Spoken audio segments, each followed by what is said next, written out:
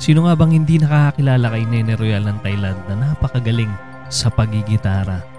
Siya yung babaeng maganda at simple lang pero rock.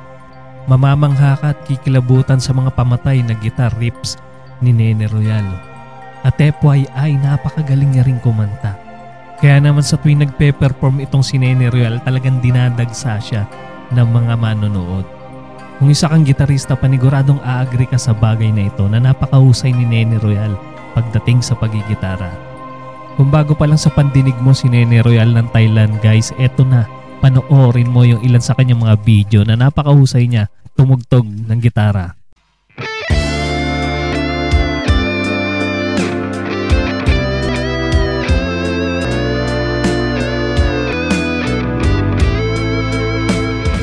Gaya ng ganda ng Les Paul Gibson, ganun din kaganda at kalupit tumugtog itong si Nene Royal.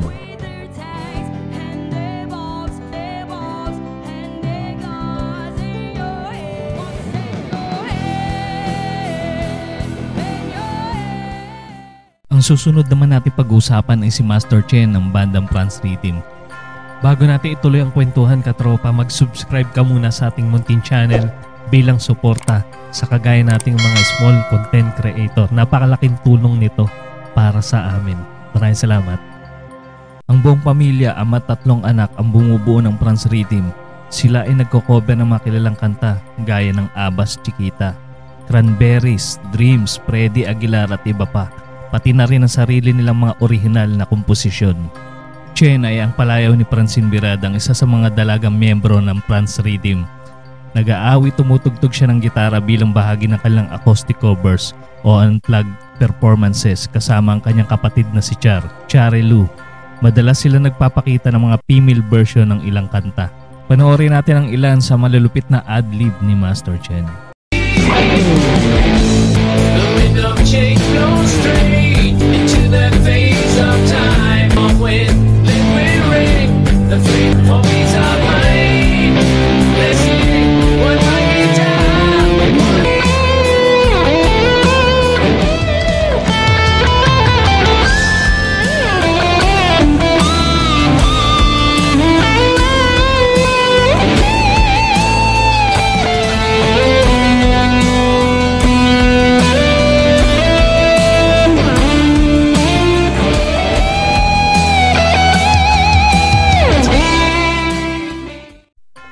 Konting trivia muna tayo mga katropa. Si Chen ng France Rhythm ay isa sa mga anak ni Franz at Lynn Birad.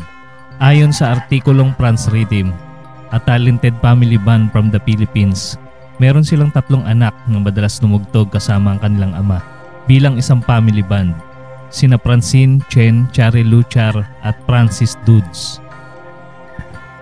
Ang bandang France Rhythm ay nagmula sa Tagbilaran City, Bohol sa Pilipinas. Itinatag ng ama nilang si Franz Birad kasama ang kanyang mga anak noong 2019 bilang isang family band, unplugged performances ng solo, duet, trio o buong pamilya sa kanilang bahay o home studio, ang karaniwang pinapakita sa kanilang YouTube channel.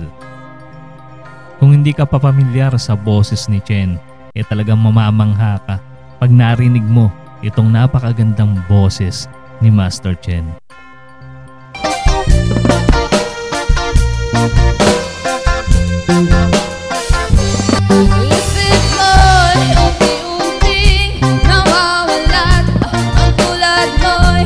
Parang usok nagalaho, ang tanging nakaraan ay tanggapin, at ang ngayon ay harap mo'y harapin pa.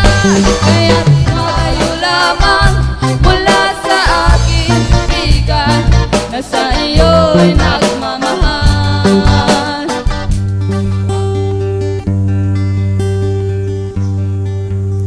May pulong dinggin mo, ihip ng ating panahon.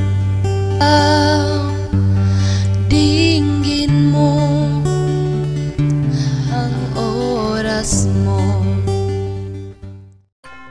Ang susunod naman natin pag-uusapan ay si Nisha ng bandang Mission Souls. Si Nisha ay 14 na taong gulang. Isa sa mga pangunahing membro ng bandang Mission Souls. isang family band mula sa Cebu. Siya ang lead guitarist na kilala sa kanyang nakakawaw na guitar solo sa kanilang mga rock covers gaya ng Led Zeppelin at Deep Purple.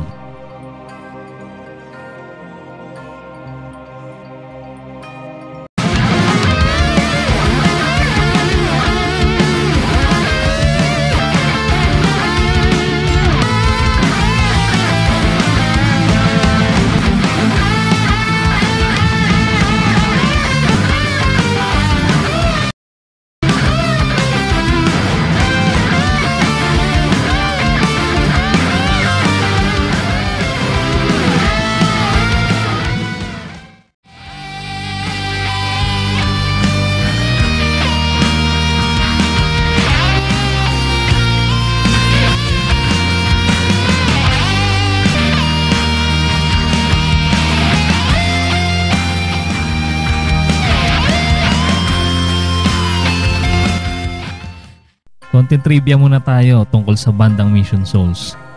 Ang Mission Souls ay binubuo ng 4 na magkakapatid, Naces, Nisha, Stacy at Isaiah, kasama ang kanilang mga magulang na sina Sekan, tatay sound engineer at bassist, at si Sheena ang kanilang nanay, lead vocals.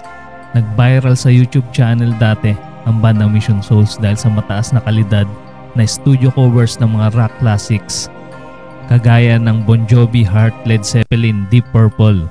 Layunin ng banda ay ipakita ang kahalagahan ng pagkakaisa sa pamilya at respeto sa bawat isa, gamit ang musika bilang instrumento upang maghatid saya at inspirasyon. Ikaw katropa, sino ang paborito mo sa 3 nabanggit natin?